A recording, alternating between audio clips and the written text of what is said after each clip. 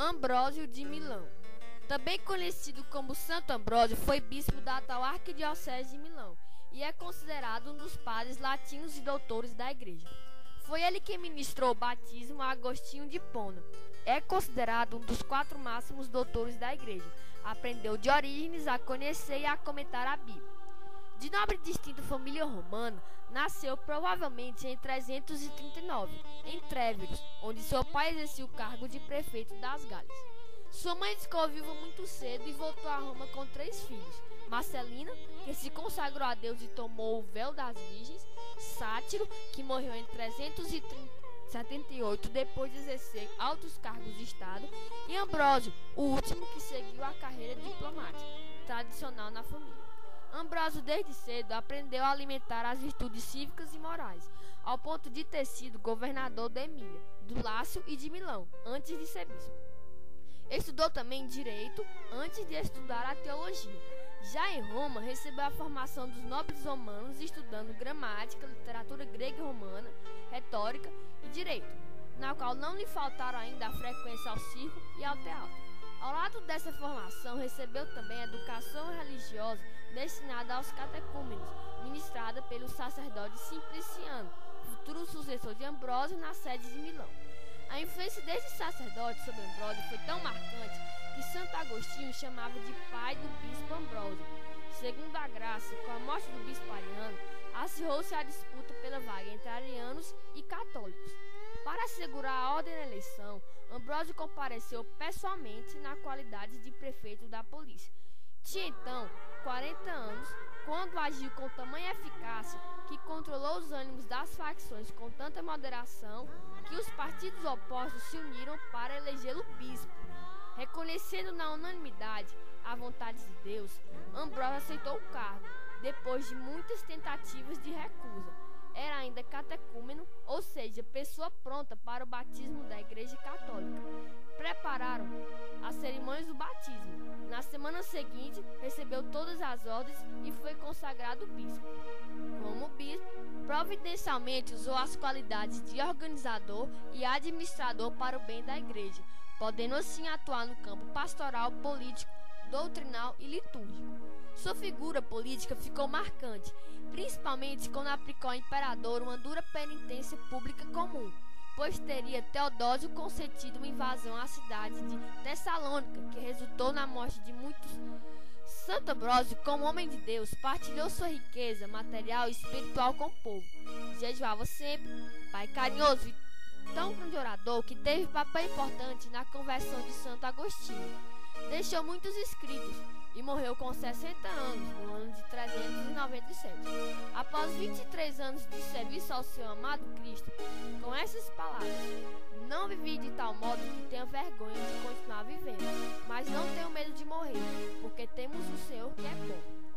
Os escritos de Ambrósio guardam atualidade na Igreja, que a eles em várias épocas tem recorrido. As suas obras são citadas em documentos doutrinais e pontifícios até hoje.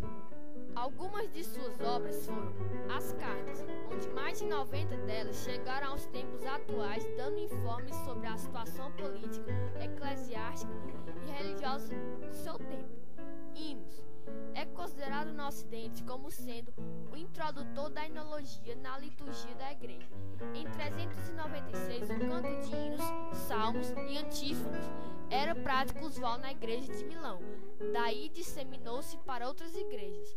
Foi autor de várias melodias e de cantos litúrgicos, utilizando o método ambrosiano. Agostinho viveu entre os 19 e 28 anos de idade, o grande dilema de sua vida.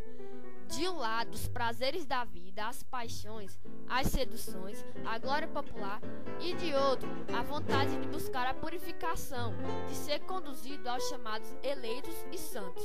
Enquanto não se decidia, ensinava retórica, a arte de bem falar. Mas queria ter bons discípulos, e para isto ensinava-lhes com simplicidade artifícios para usarem em bom proveito da vida. Também foi neste período de sua vida que descobriu a distância que existe entre a moderação do prazer conjugal e o pacto do amor sensual. Contudo, sempre combateu as injustiças sociais. Agostinho é uma das figuras mais importantes no desenvolvimento do cristianismo no Ocidente. Em seus primeiros anos, Agostinho foi fortemente influenciado pelo maniqueísmo e pelo neoplatonismo de Plotino. Mas depois de tornar-se cristão, ele desenvolveu a sua própria abordagem sobre filosofia e teologia, e uma variedade de métodos e perspectivas diferentes.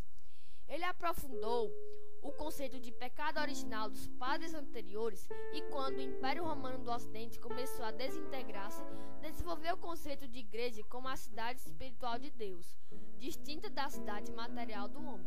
Seu pensamento influenciou profundamente a visão do homem medieval. A igreja se identificou com o conceito de cidade de Deus de Agostinho e também a comunidade que era devota de Deus. Na igreja católica e na igreja anglicana é considerado santo e importante doutor da igreja e o patrono da ordem religiosa agostiniana. Muitos protestantes, especialmente os calvinistas, mas também os luteranos, consideram como um dos pais teólogos da reforma protestante, ensinando a salvação e a graça divina. Na Igreja Ortodoxa Oriental, ele é louvado e seu dia festivo é celebrado em 15 de junho, apesar de uma minoria ser da opinião que ele é um herege, principalmente por causa de suas mensagens sobre o que se tornou conhecido como a cláusula Filioque. Entre os ortodoxos é chamado de Agostinho Abençoado, ou Santo Agostinho, o Abençoado. Entre as obras de Santo Agostinho estão os livros da Doutrina Cristã, Confissões, A Cidade de Deus, da Trindade, de Magício, Conhecendo a Si Mesmo, e também suas cartas do benefício da crença, da bondade do casamento, da santa virgindade, da bondade da viuvez, da mentira, do trabalho dos monges, da paciência, do cuidado de ser tido pelos mortos e da moral da Igreja Católica. Pensamento filosófico. Santo Agostinho era maniqueísta antes de se tornar cristão, e o maniqueísmo, através dele, se tornaram doutrina oficial da Igreja. Do ponto de vista filosófico, entretanto, é possível resumir o conceito de mal em duas interpretações. A noção metafísica do mal, segundo a qual este é o não ser, ou uma dualidade do ser, e uma noção subjetivista, segundo a qual o mal é o objeto de aptidão negativa, ou um juízo negativo. A identificação do mal com o não ser se tornou tradicional na filosofia cristã.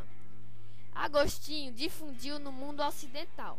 Santo Agostinho diz: nenhuma natureza é mal, e esse nome indica apenas a privação do bem.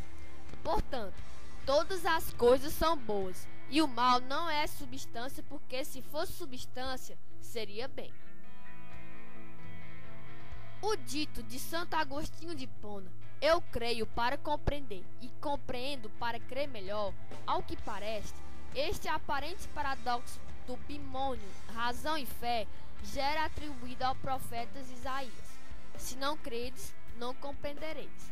Ele estabelecia uma ligação clara entre aquilo que seus sentimentos admitiam sem questionamento. Segundo a doutrina cristã, a manifestação de Deus e sua inteligência exigia uma explicação para a fé segundo os critérios da filosofia. A síntese agostiniana, expressa por excelência no referido Sermão 43, significa que, compreendendo aquilo em que se deve crer, cremos, e crendo podemos compreender aquilo em que cremos. Se por um lado é preciso partir da fé, por outro é dever de quem crê buscar inteligir aquilo em que crê, pois o fim último do homem não é crer, mas conhecer. Ama e faz o que quiseres. Para Santo Agostinho, o amor é a essência da substância divina. Está presente em todos os homens e a energia que move o comportamento humano. A busca da verdade pode atingir a felicidade. Quer dizer, amar a Deus sobre todas as coisas. Nas palavras de Santo Agostinho, o mal é a perversão da vontade desviada da substância suprema, e o amor dirigido às criaturas como se elas tivessem valor por si mesmas, como se sua beleza, o prazer que proporcionam ou o afeto com que retribui o amor não se originassem do ato de amor infinito de Deus, a criação, a beleza tão linda que Deus criou. A memória lembra-se de lembrar. Para Santo Agostinho, Deus é a suprema verdade e onisciente, o conhecedor de tudo. É a única origem possível do saber. Só podemos nos esquecer de algo que lembramos, ou seja, para haver esquecimento é necessário anteriormente, numa espécie de relação de causa e efeito, ter havido memória. Entretanto, o que temos diante de nossos olhos é uma espécie de paradoxo, pois como poderemos nos lembrar do esquecimento? Se eu esqueci, é porque não consegui me lembrar, não é mesmo? Isso já não pressupõe um ovo. Ora, nosso bispo de Bona afirma que quando da ocorrência do esquecimento, quando lembro do esquecimento, estão presentes tanto a memória quanto o esquecimento. A memória que faz com que me recorde e o esquecimento do qual lembro. É necessário para que possamos nos lembrar do esquecimento a presença do mesmo em nossa memória. Mas se o esquecimento em si se fizer presente, iremos nos esquecer, pois não há absolutamente como lembrar. Para resolver esse impasse, Santo Agostinho afirma que quando recordamos do esquecimento é porque ele se faz presente em nossa memória, e assim o faz através de sua imagem. O tempo. Agostinho tenta ainda entender como se dá a medição do tempo e se isso é realmente possível, e chega à conclusão de o tempo é formado por 3 fatores abstratos: o passado, o presente e o futuro. O passado torna-se impossível conceituar uma vez que este já não é, assim como o futuro que ainda será. Então, apenas o presente é real, porque ele é, mas logo deixará de ser.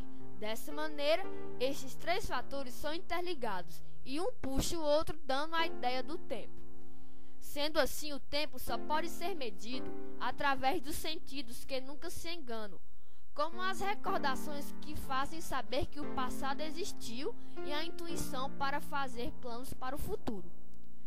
A solução de Santo Agostinho para o problema do tempo se encontra em uma doutrina sobre a qual, segundo ele, a alma é a sede das capacidades humanas de compreensão, percepção, sentimento, raciocínio, em suma, de todas as potencialidades do espírito.